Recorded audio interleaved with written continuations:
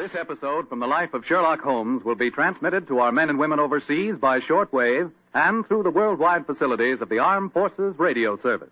Petri Wine brings you Basil Rathbone and Nigel Bruce in the new adventures of Sherlock Holmes.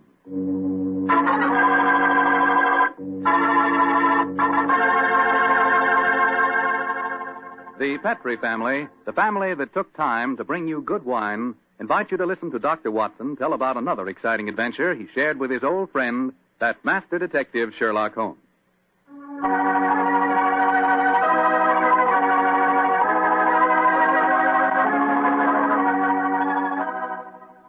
And now for our weekly visit with the good Dr. Watson. Let's see if he's waiting for us. Come in. Good evening, Mr. Fogg. Oh, good evening, Doctor. Playing the phonograph, I see. Yes, my boy. That particular melody has some very potent memories for me. Here, I'll turn the thing on. You haven't come here to listen to a Mozart sonata. You want a story, don't you, young fellow, my lad? That's right, Doctor. Well, let's sit down. All right. That's better. Now I'll tell you what. Oh, thank you, Doctor. Began in Vienna in 1889, many years before the insane house painter named Schicklgruber had converted that gay city into a place of fear and oppression. And what were you and Sherlock Holmes doing there, Doctor? Just taking a trip? Mr. Foreman, in those early days of our association, we didn't have the time or the money for just taking trips. No.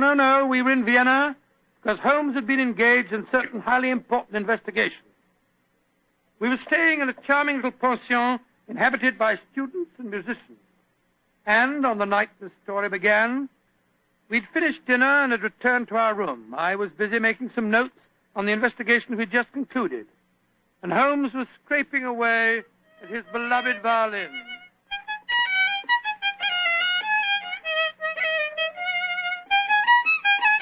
Oh, confound it. What's wrong? Why can't I get it? Oh, it sounds very pretty to me. Pretty, really, old chap. I'm an amateur. And a heavy-fingered one at that. Listen to this. Oh, sounds like a fiddler at an Irish wake. Oh, take it easy, Holmes. Take it easy. There's no need to fling the violin down like that. What's an old chap? Why, with all your other excellent qualities, are you not a pianist? What's a piano got to do with it? In this case, everything. There's a piano in this room, and if you could play it, the Mozart sonata I'm struggling with might have some meaning. Come in.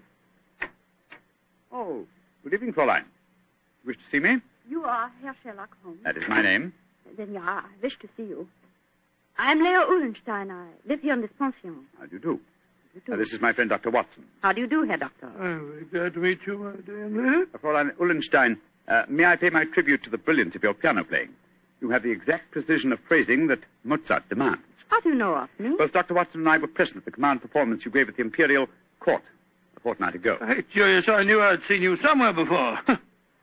My friend was just expressing the need of a pianist as you walked in, young lady. Perhaps I'm sorry. I do not play with amateurs. Amateurs? Well, really? I do not mean to be rude. It's just that my life is dedicated to my professional career. I quite understand, Fräulein. And now, please tell me, what can I do to help you? I must presume you have come to see me in my professional capacity. Jawohl.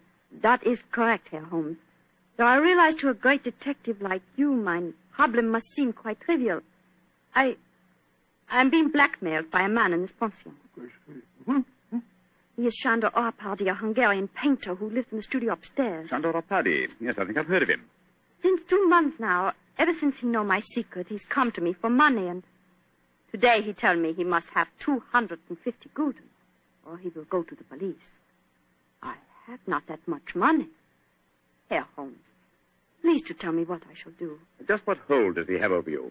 My brother, Karl, he got into some trouble here, and the police were looking for him, but he ran away to München, as you say, Munich, and Sándor Árpády knew of this. He was a friend of mine, so I thought. When this trouble came on my brother, I turned to Sándor for help. He smuggled Karl out of the country, and he turned on me for blackmail. He's a bad man. I wish he was dead. Most blackmailers are cowards at heart. I think Dr. Watson and I will call on the gentleman. By the way, does he have any written evidence of your brother's crime? Yeah, he has his address in Munich. Show Shandor a letter from him when he first go there, and keep the letter. Will not give it back to me. And if he gave the police your brother's address, they'd arrest him, eh? They would, of course. Yes, it would. Herr Holmes, will you please to tell me what I should do? I cannot go on this way. My music Now, is Fräulein, suffering. calm yourself. I shall be most happy to help you, and if you will lead the way, we'll see how persuasive we can be with Shandor Apadi.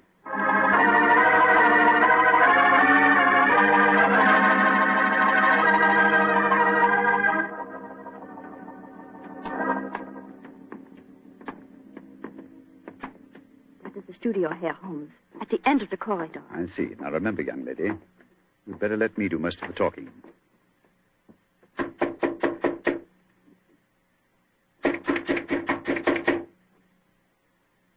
He must be out.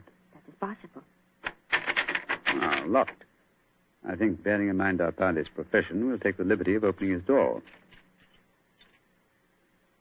That doesn't look a very complicated lock to me. Oh, I think this skeleton key will do the trick. It's very dangerous, Herr Holmes. If Shandor finds you... No. Don't you worry about that, Fräulein. We're perfectly capable of taking care of ourselves. Ah, there we are.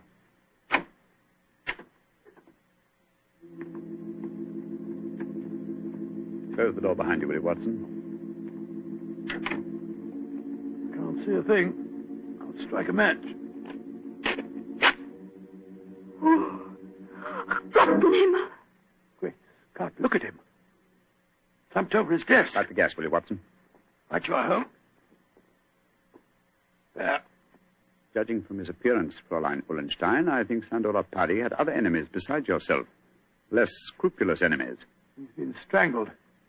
Look at the finger marks on his throat. Is he... Yes. His body is still warm, though. I'm afraid he's dead. I am glad. He was a bad man. Deserved to die. Watson, do you notice that the fingers of the killer have broken the skin and drawn blood? Oh, yes, so they have. Should we not communicate with the police? Before we do that, Fräulein, we must see if we can find your brother's letter. Help me move the body, will you, Watson? Lying across an open dispatch box that might contain the document in question. Right, John. Come on, my fellow. That's it. For a painter, the late Mr. Apadi was an unusually methodical man. Everything filed here in alphabetical order. Here we are. You, Fräulein Leah Ullenstein.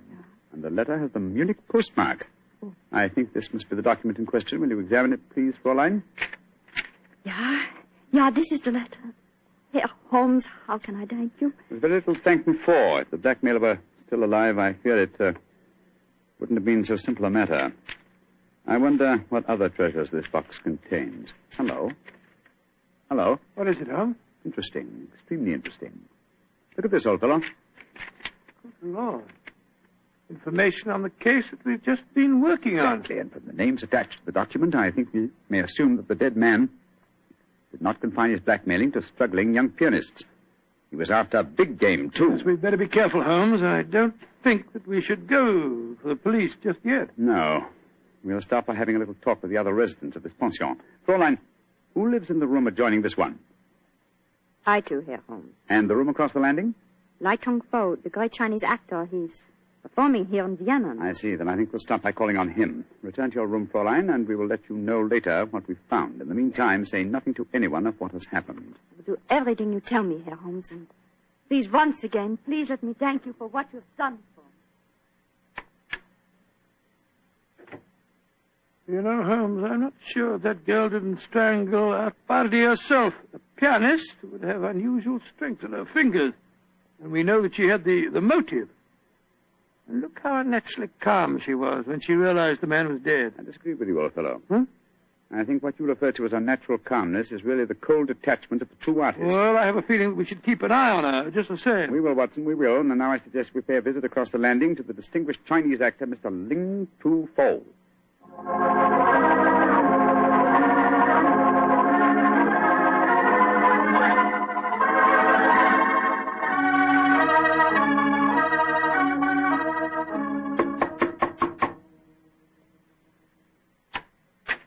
Yes, please. You wish to see me? If you could spare us a moment, sir. But of course, gentlemen. Please to come in. My name is Sherlock Holmes. This is my colleague, Dr. Watson. How do you do, sir? How do you do? I am greatly flattered to meet you. You are not here to see me in your professional capacity, I hope, Mr. Oh, Holmes? no, not exactly. I just wanted to ask you a few questions. Please, to ask me anything. Do you know Shandor Apadi, the painter who lives across the hall? I know him by sight. We nod to each other on the stairs. Nothing more. I see. Have you been in your room most of the evening, may I ask? But yes, I have been sitting here quietly for the past few hours, reading over the Analects of Confucius. No, Confucius. May I ask, sir, whether you heard any unusual noises this evening? Sounds of a struggle or a cry from the direction of Sandor Pardi's room, for instance? I do not think so. Wait, yes. I think I did hear laced voices in there and the sound of a cry. About how long ago was this? Oh, an hour ago, perhaps more. Is anything wrong? Has trouble come to Shandor? Shandor? I thought you said you had only a nodding acquaintance with the gentleman. Well, he is a well-known artist. It is only natural I should call him by his first name, Mr. Holmes, even though I do not know him. Has something happened to him? I'm afraid so, but I can't tell you any more about it at the moment. Thank you for your cooperation. We shall see you again, no doubt. Good evening, sir. Good evening, gentlemen. Good evening. That fellow wasn't telling us the truth, you know, Holmes. He seemed very shifty to me. Oh, where are we going now? Downstairs to the porter's desk. There's only one entrance to this house, you'll remember. The porter may be able to tell us of any unusual comings and goings in the last hour or two. Come on, old chap, don't dawdle. There's a great deal of work ahead of us.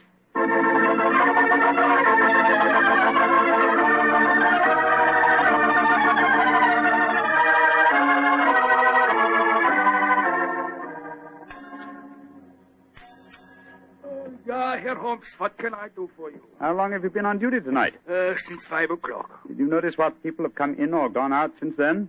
No one has gone out. Ah, splendid. And who came in? Fräulein Ullenstein came in just after 6, Oh, yes. and Herr Apperdy, the painter, came in a few minutes later. That is all. Ah. Who lives in the other ground floor apartments besides Dr. Watson and myself? There are only 2 other apartments. In the one to the right of the corridor lives Madame Janssen. She's a Swedish lady, a sculptor. And in the other?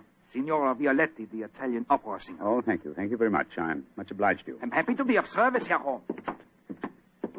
Where are we off to now? Back to our rooms? Oh, we'll call on Madame Violetti if she's at home.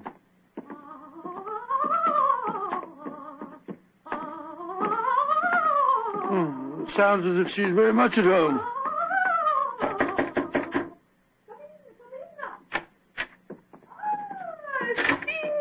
Sherlock Holmes, and he's a friend have come to see me. Bravo! Bravissimo! I have so much wish to make your acquaintance. Sit down. No, I'm afraid we can only stay for a moment, madam. My friend wanted to ask you a few questions. Yes, Signora. I just wanted to know... I know your questions. Oh. You play the violin. I have heard you. Yes. You want to know whether the great Valeria will allow you to accompany her in a magnificent soprano aria allo so from Mozart's Il Flauto Magico. Violetti's answer to your question is si. Yes, madam. Forgive me, Signora, but if you don't mind... but that was not one of my questions. It was not. But I will sing it with you just the same. You flatter me, but at the moment there are other things on my mind. Signora Violetti, do you know Shandor Apadi? By his side. That is all. He makes eyes at me, but I no pay attention. I do not like ungallant. You haven't seen him this evening? No. I've been alone, reviewing the score at La Traviata. Sempre libera di Dio, yes. palleggiare di gioia in gioia, I am to sing it next week here in Vienna. I hope you will both be present. It would be a great treat for I'm you. sure it would be, Signora. Now, if you'll excuse us... Oh, it is sad you must go so soon. But come and see me again, and I will sing for you both before you leave Vienna. Great Scott, what a ghastly woman. She's not your murderess, I'm sure. And now I suppose we'll have to question this sculptress woman. And then we'll talk to everyone in the house. No, I think before we visit her, we'll examine the dead man's room a little more closely. That black tin dispatch box may hold the key to this mystery.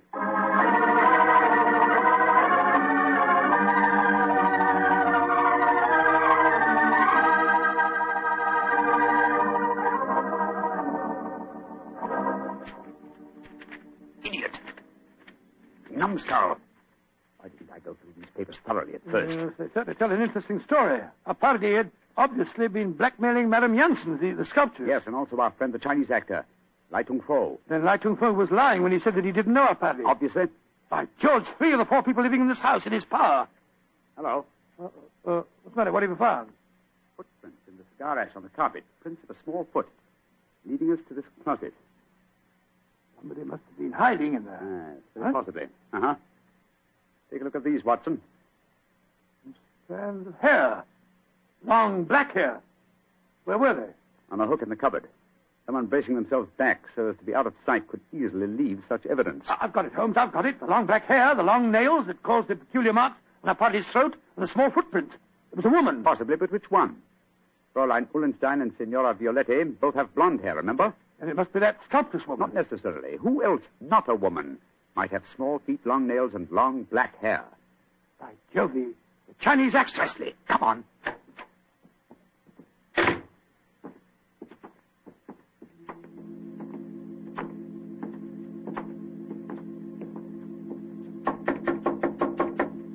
I hope he's still there. Come on, sir. Come on, let's go in. Holmes, look at him. He's praying. His head's in his hand. Oh, my dear fellow, I'm afraid prayers can do him no good now. He's been strangled. Strangled with his own cue.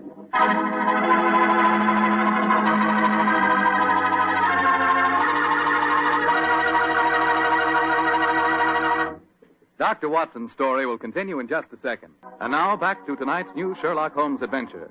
The famous pair are staying in Vienna, where they've become involved in the mysterious strangling of a notorious blackmailer. As we rejoin our story, Sherlock Holmes and Dr. Watson are cross-questioning another of the suspects, a Swedish sculptress by the name of Madame Janssen. What do you want with me? Why have you come in here? Well, we just wanted to ask you a few questions, madam. To admire your figurines, may I ask if you always work in clay? Yeah, but what's that to you? Do you wish to buy some of my sculpture? No, but I assure you the question was pertinent. Tell me who you are and stop wasting my time. My friend is a private detective, madam. A detective? Who sent you here? No one sent me here. I'm conducting an investigation of the murder of Shandor Apadi. Sandor dead. Mm-hmm. Good. I'm glad. Yes, madam, but we happen to know that you had a motive for killing him. He'd been blackmailing you. Get out of here.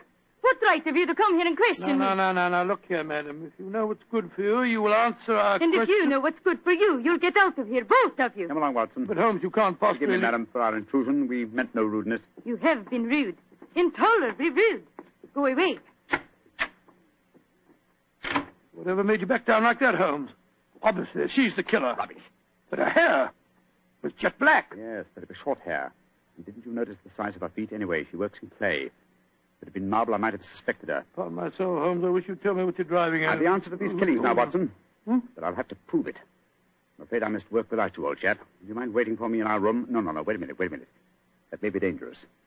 Wait for me in Signora Violette's room, if you don't mind. I'll join you there as soon as my work is done. Pretend that you have returned because you were so enchanted with her voice. Oh, great Scott, Holmes. You can't ask me to be alone with that dreadful woman. Please do as I say, Watson, and don't question me. There isn't a moment to be lost.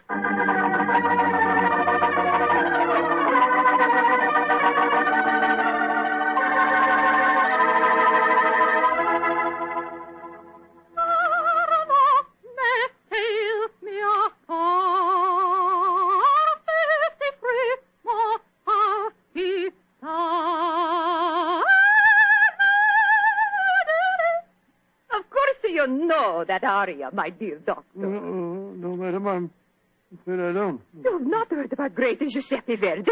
Oh, yes, I heard him, of course, but I can't identify his work. That was from a Rigoletto, you silly man. Rigoletto? Come, tell me your favorite composer.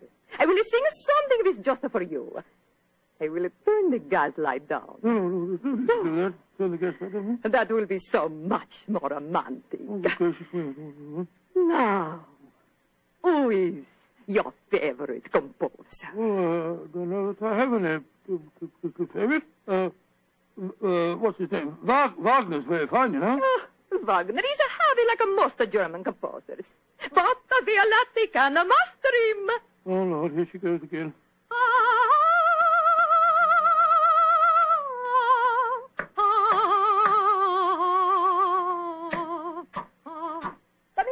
Come in. I cannot see who it is. Come into the light. It is I. Great heavens, the Chinese actor. I am sorry to make commotion, but as we say in my country, those who return from graves speak with double knowledge. Oh, you devil! You devil! I kill you once! I kill you once! I kill you again! Thank you for the confession, Senora Violetti. You can testify to it, Watson. Holmes! No, you don't, Senora. Your nails are too sharp for my liking. I'll kill you two, both of you! I'll kill you! Watson, catch her. She's fainted, Holmes. Fainted, eh? What an undramatic exit for a most dramatic lady.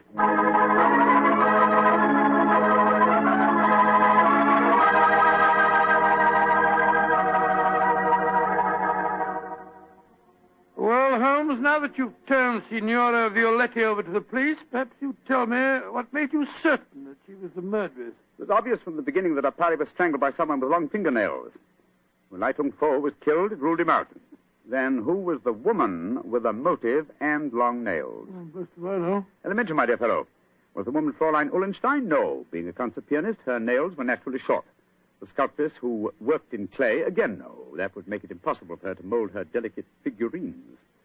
Therefore, Signora Violetti, by the process of elimination, was the only woman with long nails. But why did she strangle the Chinese actor, too? Undoubtedly, he witnessed the first killing. The long black hairs in the closet were from his cue.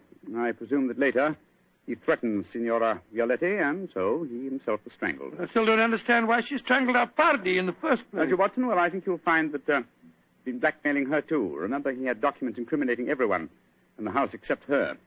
I think we may assume she killed him and then removed her own papers from the dispatch box. But I'd no proof, and so, well, I had to frighten her into confession. So that's why you disguised yourself as Lai Tung Fu. Yes, I borrowed the robes from his room. It was lucky that the lights were low as I entered. Yes. And it's also fortunate that to the average European, all Chinese look alike. Come in. Ah, Fräulein Ullenstein. We'll be coming in to see you in a few minutes. I've been waiting so anxiously. Is everything all right? Well, from your point of view, my dear young lady, yes. There's nothing more for you to worry about. Oh, I would like to repay you, Herr Holmes. I've done very little for you, but if you really feel that you owe me something... Yeah? Well, perhaps just this once you wouldn't mind accompanying an amateur? It would be a pleasure. What did you wish me to play? A Mozart sonata. But of course. The rondo from the E-flat, I Ah, suppose, that's splendid. Please, Fräulein. You like Mozart, Herr Doctor? Oh, very much, young lady, very much. In fact, I might say he is my favorite composer.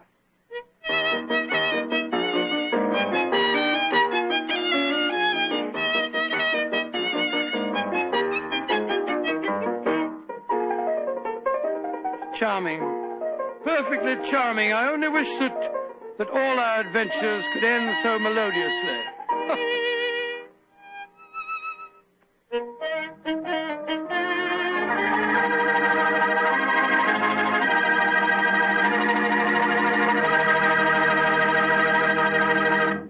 Tonight's Sherlock Holmes adventure is written by Dennis Green and Anthony Boucher and is based on an incident in the Sir Arthur Conan Doyle story, A Case of Identity.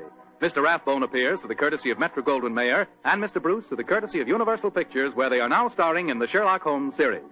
This is Bill Foreman saying goodnight for the Petrie family. This is the Mutual Broadcasting System.